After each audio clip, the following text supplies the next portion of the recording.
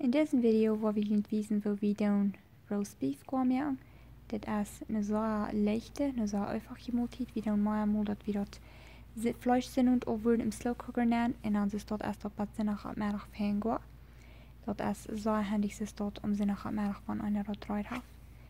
Und je wollen natürlich machen, wenn die diesen Video wollen watchen, hier ist keine fancy seasonings oder irgendwas, was wir hier brauchen. Das ist sehr einfach gedun und handig.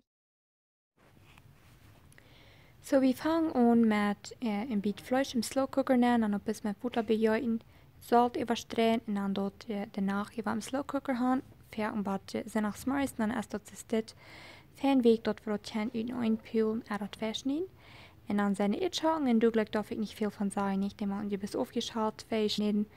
Und dann gehe ich merken, dass einer gewöhnlich wird.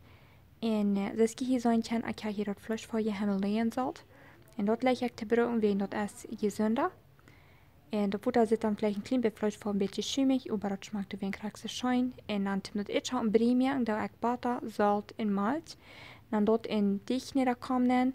Und dann da wieder die Aetschocken berie bloß mit Dich niedermerken, wenn die Aetschocken nicht gut sind. So mit dieser Fläche schafft dort so ein feiner berie merken, das ist hier in so ein Chen und dort fein.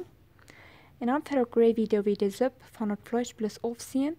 En dan dort kehren en dan bisto, cornstarch en Salz dort tauberieren. En dit is de soort bisto wat we gebruiken doen, entweder van chicken oder van beef. En dan, ja, wenn wir dat bisto, cornstarch en Salz nicht tauberiert haben, dann dort mit kaltes Futter errieren. Bloß dort nicht glitterig wird in einer Matte bist und denken, dass einer nicht heute Futter hinabgeht, und dann wird das Futter dick. En dan, wenn das bisto dann ist, du manche gut erst manche die Suppe, dann dort kehren und dann wird das so fein dick.